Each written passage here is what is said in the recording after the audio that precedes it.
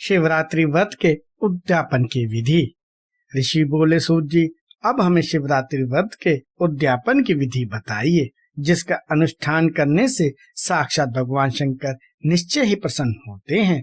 सूत जी ने कहा, ऋषियों, तुम लोग भक्ति भाव से आदर पूर्वक शिवरात्रि के उद्यापन की विधि सुनो, जिसका अनुष्ठान करने से वह व्रत अवश्य ही पूर्ण फल देने वाला होता है।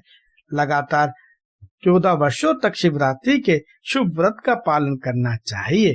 त्रयोदशी को एक समय भोजन करके चतुर्दशी को पूरा उपवास करना चाहिए। शिवरात्रि के दिन नित्य कर्म संपन्न करके शिवालय में जाकर विधि पूर्वक शिव का पूजन करें। तत्पश्चात महा यत्न पूर्वक एक दिव्य मंडल बनवाएं, जो तीनों लोकों में गौरी तिलक नाम से प्रसिद्ध है। उसके मध्य भाग में दिव्य लिंग तो भद्र मंडल की रचना करें, अथवा मंडप के भीतर सर्तोभद्र मंडल का निर्माण करें। वहां प्रजापत्य नामक कलशों की स्थापना करनी चाहिए। वे शुभ कलश वस्त्र, फल और दक्षिणा के साथ होने चाहिए। उन सबको मंडप के पार्श्व भाग में यत्न पूर्वक स्थापित करें।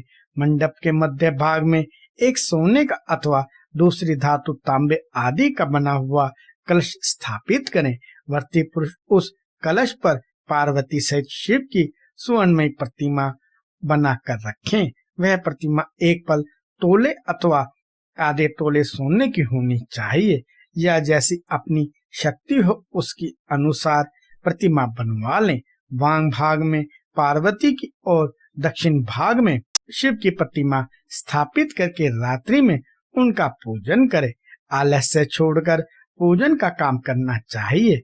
उस कार्य में 4 ऋतुजों के साथ एक पवित्र आचार्य का वर्ण करें और उन सब की आज्ञा लेकर भक्ति पूर्वक शिव की पूजा करें। रात को प्रत्येक पहर में पृथक पृथक पूजा करते हुए जागरण करें।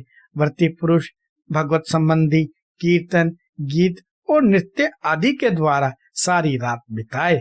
इस प्रकार विधिवत पूजन पूर्वक भगवान शिव को संतुष्ट करके प्रातःकाल पुनः पूजन करने के पश्चात सविधि होम करे। फिर यथाशक्ति प्रजापत्य विधान करे। फिर ब्राह्मण को भक्ति पूर्वक भोजन कराए और यथाशक्ति दान दे।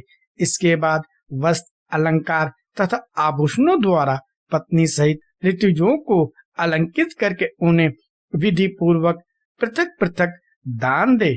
फिर आवश्यक सामग्रियों से युक्त बछड़े सहित गौ का आचार्य को यह कहकर विधि पूर्वक दान दे कि इस दान से भगवान शिव मुझ पर प्रसन्न हो।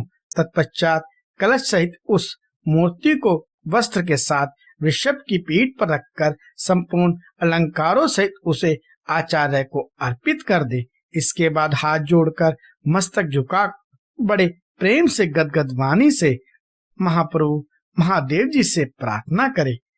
देव महादेव, शरणागत वत्सल देवेश्वर, इस व्रत से संतुष्ट हो आप मेरे ऊपर कृपा कीजिए। शिव शंकर, मैंने भक्ति भाव से इस व्रत का पालन किया है।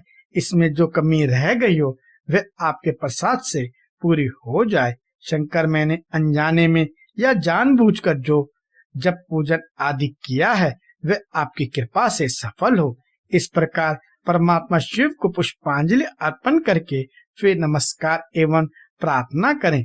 जिसने इस प्रकार व्रत पूरा कर लिया उसके उस व्रत में कोई न्यूनता नहीं रहती।